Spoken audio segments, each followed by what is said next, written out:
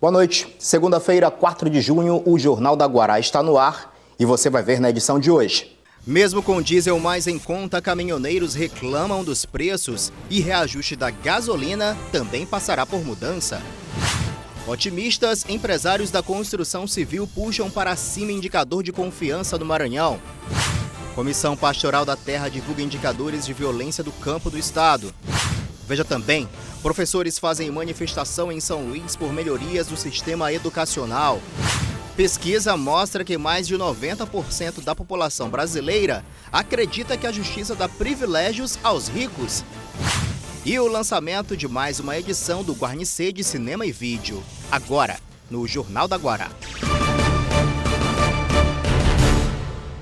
A edição desta segunda-feira do Jornal da Guará começa apresentando os números de uma constatação.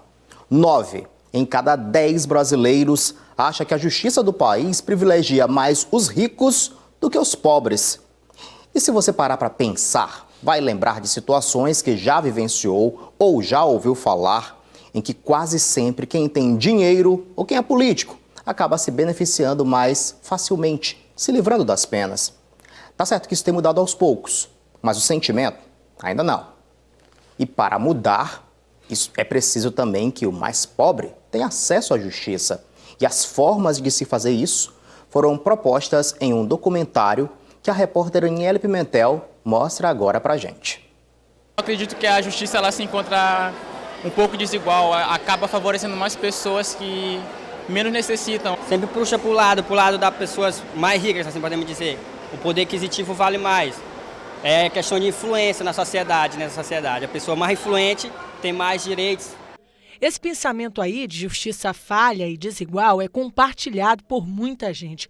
92% das pessoas acreditam que a justiça brasileira trata melhor os ricos do que os pobres. Apenas 1% acredita em uma justiça contrária, onde o pobre tem mais vantagens.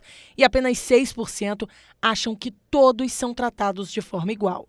Os números são do Instituto Datafolha. E o que é pior, para muita gente a justiça também é falha e lenta. E de fato é.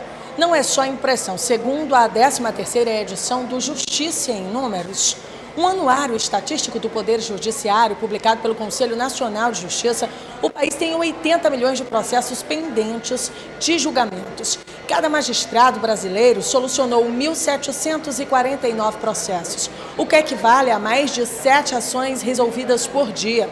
Ou seja, 73% dos processos acabaram sem solução. Tentativas para reverter isso, como a mediação de conflitos, vem sendo feita, mas até para ter acesso à justiça é difícil. Tanto que a Defensoria Pública lançou um documentário chamado Quais Caminhos Levam à Justiça, que fala justamente sobre esses desafios. A sociedade brasileira possui muitas demandas graves, urgentes, envolvendo vários setores da sociedade. A gente acredita que o Estado cumpre um papel fundamental, urgente e necessário, inadiável, eu diria. Mas é preciso agregar ao papel do Estado a atuação da sociedade. A sociedade tem força. Se ela estiver organizada e mobilizada em torno da defesa de direitos, até o papel do Estado se qualifica pela atuação da sociedade. O documento é dividido em 5 eixos, todos voltados para o processo de construção de uma cultura de protagonismo social. Esse trabalho, desenvolvido pela Defensoria Pública, está ligado ao projeto Novos Caminhos da Universidade Estadual do Maranhão. O conceito de acesso à justiça, que o projeto Novos Caminhos trabalha, é um conceito ampliado, não existe só a via do Poder Judiciário para acesso à justiça. Marcos Saldanha já está aqui para falar desse assunto conosco, também das nuances políticas, por que não? Marcos, muito boa noite para você. Muito boa noite, Pascoal, muito boa noite a você de casa. Antes de mais nada, que bom rever você aqui, nos encontrarmos novamente. Seja bem-vindo à sua casa. Muito obrigado. Férias é sempre bom, né? Sempre, claro. Ô Marcos, vimos aí na reportagem 92% da população acreditando aí que a justiça privilegia muito mais aos ricos do que aos pobres. Só 1% acha o contrário. Não sei quem são essas pessoas, mas dá bem a dimensão desse quadro, dessa situação. E quando a gente vê que, apesar da justiça tá avançando no sentido de condenações, de condenar políticos, muito ainda precisa ser, a gente precisa avançar ainda muito, não? Pois é, parece que sim, né, Pascoal? E a gente fica claro com essas informações da própria população que ela desacredita a própria justiça, que deveria ser um dos instrumentos de defesa de direitos, sobretudo dos direitos humanos e etc, né? Bom, eu lembro muito de uma entrevista que eu fiz com um juiz do TJ, o doutor Alexandre Abreu, que defende muito a ideia de mediação, de arbitragem como uma prática que seria o avanço da justiça. Ele fala na avaliação dele que a justiça é responsável por isso, na medida em que décadas atrás chamou a população: venha até mim, venha até nós, traga a sua denúncia, faça a sua representação. E a gente lembra que há uns anos atrás começou essa prática das pessoas judicializarem as coisas, acreditarem que as coisas poderiam ser resolvidas na justiça. O que aconteceu foi que isso de fato abarrotou toda a justiça e a justiça se mostrou incapaz, né, de resolver todas essas pendengas. E me parece que agora a justiça faz um caminho inverso, de pedir com que a população resolva os seus próprios problemas sem levar na justiça ou judicializando só aquilo que é realmente necessário, aquilo que não se pode chegar a um acordo. Então, essa avaliação me pareceu muito interessante. Porém, no que diz respeito a recursos públicos, a poder público, eu acho que aí sim a justiça precisa ser mais célere, o que a gente defende sempre aqui nas nossas avaliações. Não basta só prender o político. Parece que às vezes defender a prisão pura e simplesmente do político parece muito mais vingança do que acabar com o problema da corrupção. Eu acho que o político, quando comete algum delito aí com dinheiro público, algum desvio, ele tem que sim compensar o erário. Eu acho que essa que é o mais importante, ser. sim, e claro. isso tem que ser feito rápido, né? Claro que existem vários recursos, mas eu acho que a agilidade disso poderia servir como exemplo, né? Então eu acho que alguns caminhos que a justiça precisa se reencontrar para não perder de vez, né, essa credibilidade que tem, porque senão vamos voltar a um tempo de barbárie. Porque quando a população não acredita na justiça, ela começa a acreditar que precisa fazer justiça com as próprias mãos. Isso é preocupante. Verdade. O que mais que a gente tem como destaque neste começo de semana, Marcos? Olha, Pascoal, um destaque desse início de semana foi eleição, isso mesmo. Nós tivemos eleições suplementares, claro, no estado do Tocantins. O Tocantins elegeu, pois é, o governador temporário, vamos dizer assim, um governador que vai ficar somente até o final do ano. E lá vai ter segundo turno. Veja só, em pleno São João, o povo de Tocantins vai às urnas para decidir quem governa o estado do Tocantins até dezembro. E ainda assim volta às urnas em outubro, né, para decidir quem ficará no próximo mandato. Acontece que lá o governador foi afastado, né, suspeita de corrupção durante a eleição, e ele e o vice, na verdade, quem assumiu foi o presidente da Assembleia em exercício, e foi exatamente ele que conseguiu, né, ir para o segundo turno. Eleição extremamente acirrada, viu, Pascoal?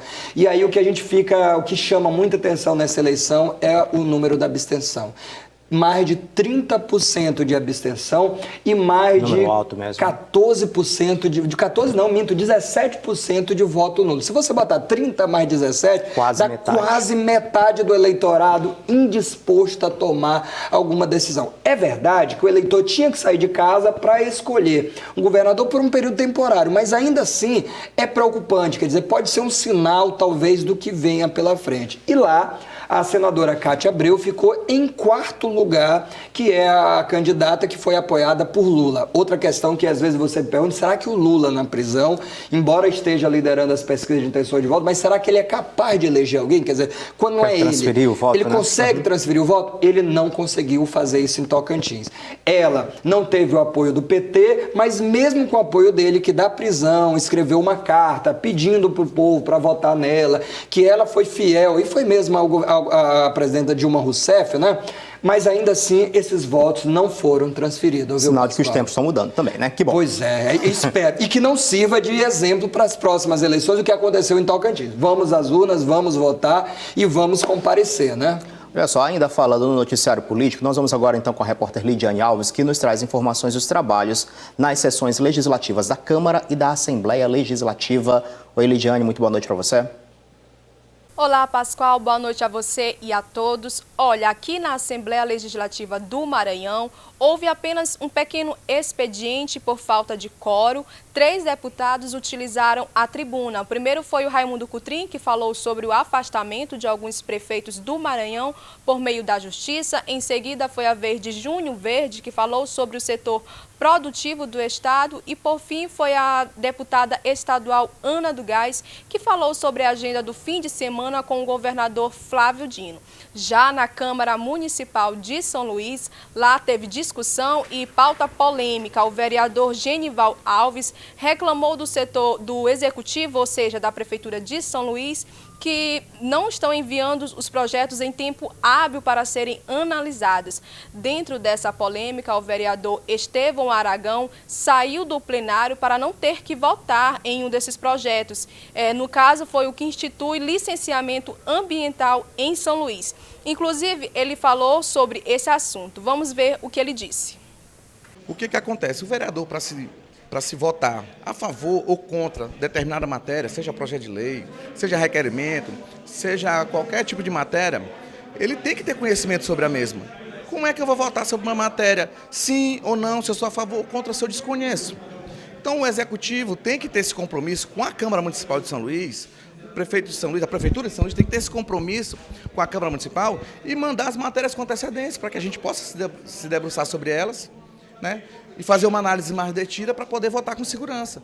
Do contrário, a gente vai estar dando um tiro no escuro, dando carta branca para o prefeito, porque as mensagens vêm só dizendo que, aliás, na ordem do dia vem só dizendo que é uma mensagem que altera a lei, mas não traz o corpo da lei, não traz quais são as alterações que serão implementadas. Então é isso, Pascoal. Nesta terça-feira, as duas casas voltam a ter sessão normal. Eu volto com você no estúdio, Pascoal. Lidiane Alves, muito boa noite e até amanhã.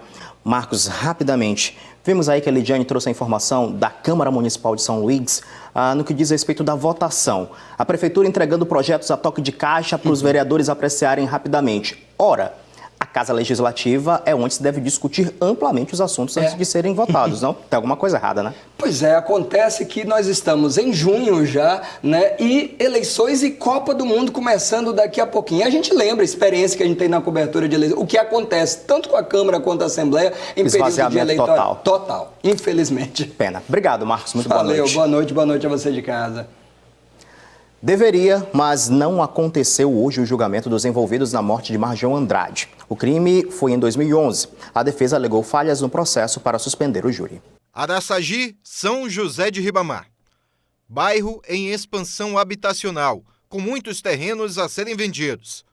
Uma oportunidade de um bom negócio ou uma cilada para quem cair nas mãos de falsificadores de documentos. Foi em uma dessas negociações que o empresário Margion Lanieri perdeu a vida. O crime contra Margion aconteceu no dia 11 de outubro de 2011. 7 anos depois, o primeiro julgamento de um dos envolvidos deveria ter acontecido. Digo deveria porque o caso não pôde sequer ser levado a júri.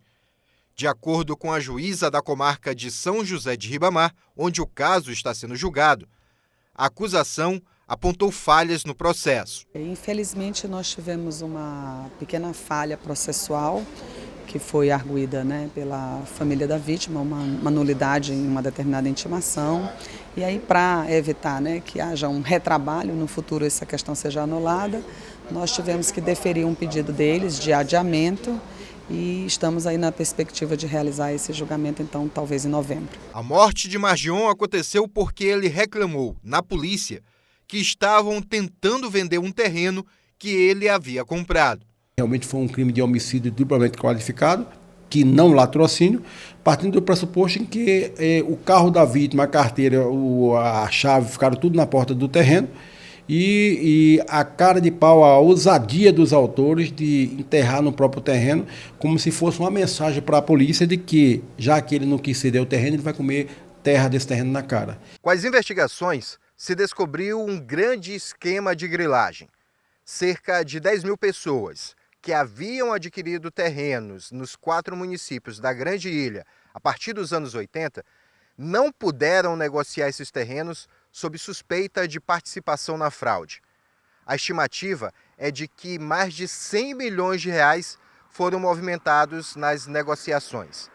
As investigações se concentraram principalmente em loteamentos no bairro Araçagi. Os conflitos no campo fazem com que o Maranhão apareça como destaque negativo entre todos os estados da federação. Números divulgados pela Comissão Pastoral da Terra mostram as estatísticas relativas ao ano passado. Os indicadores foram divulgados nesta segunda. Os dados divulgados pela Comissão Pastoral da Terra sobre conflitos no campo não são nada positivos. Na verdade, são preocupantes, tendo em vista que, pelo 9º mês consecutivo, o Maranhão está no ranking dos estados em conflitos no campo no Brasil. Em 2017, foram 208 ocorrências, 198 por conflitos de terra, 3 por ocupações e 7 de conflitos trabalhistas envolvendo pessoas em situação de trabalho escravo. 5 pessoas morreram. Nós temos hoje, por exemplo, mais de 46% das pessoas ameaçadas de morte no campo, no Brasil, são aqui do Maranhão. Nós temos 106 pessoas ameaçadas no Maranhão, de um total de 226 no país. A Polícia Rodoviária Federal divulgou o balanço dos acidentes nas rodovias que cortam o Maranhão durante o feriado prolongado de Corpus Christi. Foram 11 registrados, com 2 pessoas mortas. Além disso, outras 2 pessoas foram conduzidas à delegacia por embriaguez ao volante. O movimento nas rodovias foi menor do que o registrado no mesmo período do ano passado. Vamos ver agora outras notícias em destaque neste começo de semana. A CAEMA anunciou que moradores de 47 bairros de São Luís que são abastecidos pelo sistema Paciência vão ficar sem água até o final da tarde de amanhã. O anúncio foi feito em entrevista coletiva. A parada será feita para colocar o novo sistema Paciência em operação e beneficiar 150 mil pessoas. Ainda de acordo com a CAEMA, serão realizadas manobras no sistema Italuís para reduzir o impacto na interrupção do abastecimento. Professores da capital e do interior do estado se reuniram em uma manifestação cobrando melhorias para a categoria. Eles se dirigiam para a sede do governo do estado e para a prefeitura de São Luís, a fim de cobrar o pagamento da lei do piso. O governo do estado disse que já cumpre a lei e paga o maior salário do país, acima dos R$ 5.000 para a categoria. A prefeitura não respondeu às reivindicações dos manifestantes. Produtos começaram a chegar à central de abastecimento de São Luís, a Ceasa. Os comerciantes afirmam que a situação deve ser normalizada até a próxima semana. Falar em problemas na Ceasa e em crises do desabastecimento, no próximo bloco vamos saber se o preço do diesel já caiu ou não para os consumidores e ainda os indicadores de confiança do empresário. É logo a seguir.